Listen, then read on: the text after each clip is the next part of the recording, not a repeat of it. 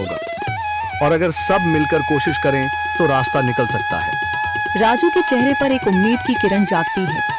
हाँ बाबा जी, अगर सब मिलकर काम करें तो हम पानी ढूंढ सकते हैं। हमने पहले कभी ये कोशिश ही नहीं की। लेकिन इतनी कठिन जमीन में नया कुआं खोदना आसान नहीं। मुश्किल जरूर है, नामुमकिन नहीं। अगर हम मिलकर काम करें तो ये हो सकता है। राजू खड़ा हो जाता है, उसकी आंखों में एक नई रोशनी है।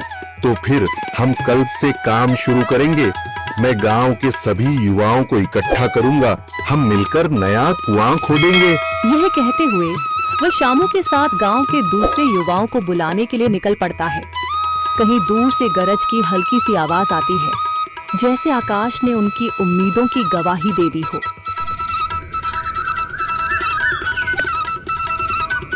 अगली सुबह राजू और शामू गांव के युवाओं को इकट्ठा करने निकल पड़े। चौधरी महेश की हवेली के सामने एक भीड़ जमा है। बाबा जी, संदरी, गांव के कुछ बुजुर्ग और किसान सभी मौजूद हैं। हम हाथ पर हाथ रखकर नहीं बैठ सकते। अगर अल्लाह ने हमें हिम्मत दी है तो हमें खुद पानी के लिए मेहनत करनी होगी। हम एक नया कुआं खोदेंगे। लेकिन राजू, क्या हमें यकीन है कि वहाँ पानी मिलेगा?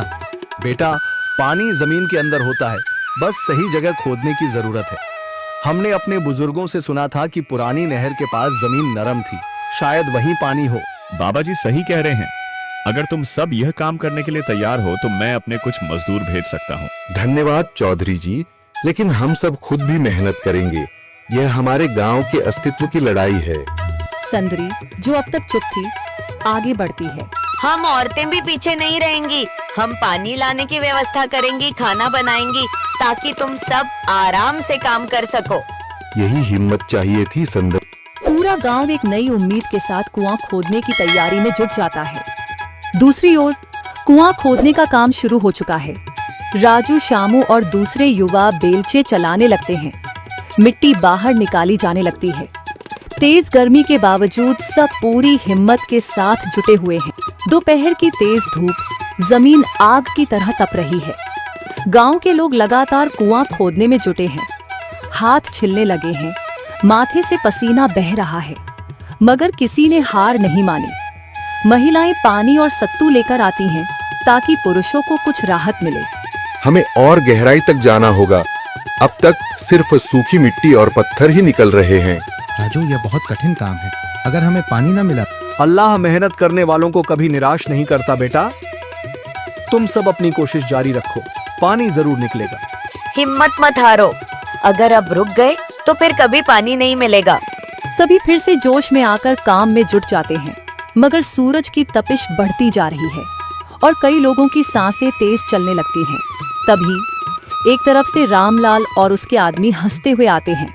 अरे भाई, तुम्हें लगता है कि जमीन तुम पर रहम करेगी? हाँ हाँ, ना समझ लोग, ये सब बेकार की मेहनत है। रामलाल, हमारा हौसला मत तोड़ो। अगर तुम मदद नहीं कर सकते तो कम से कम मजाक भी मत उड़ाओ। मदद? हाँ, मैं अपने कुएं का पानी बेच सकता हूँ, मगर मुफ्त में नहीं दूंगा। राजू सब अनसुना कर फिर काम में लग जाता है। शाम होने लगती है, लेकिन अभी तक पानी का नामो निशान नहीं। कुछ लोग मायूस होकर पीछे हटने लगते हैं। राजू, शायद रामलाल सही कह रहा है। यह सब बेकार है। नहीं शामू, हमें हार नहीं माननी। अगर आज हार गए तो फिर कभी हिम्मत नहीं कर पाएंगे। तभी अचानक फावड़ा किसी कठोर चीज से टकराता है। एक अजीब सी आवाज आती है। राजू चौंक कर देखता है और जल्दी जल्दी मिट्टी हटाने लगता है। अचानक एक ठंडी लहर महसूस होती है। सभी लोग दौड़ कर आते हैं। जैसे जैसे मिट्टी हटती है, नीचे से गीली जमीन नजर आने लगती है। सब हैरान रह जाते हैं। सुभान अल्लाह, मैंने कहा था ना, अल्लाह हमारी मेहनत को जाया नहीं करेगा। राजू और बाकी सभी जोर लगाते हैं। कुछ ही पलों बाद अचानक मिट्टी के नीचे से पानी की एक छोटी सी धारा फूट पड़ती है। गांव वाले खुशी से चिल्ला उठते हैं। पानी पानी निकल आया। यह अल्लाह की कुदरत है रामलाल, जिस पर तुम्हें यकीन नहीं था। पूरा गांव आनंद से झूम उठता है। लोग एक दूसरे को बधाइयां देते हैं।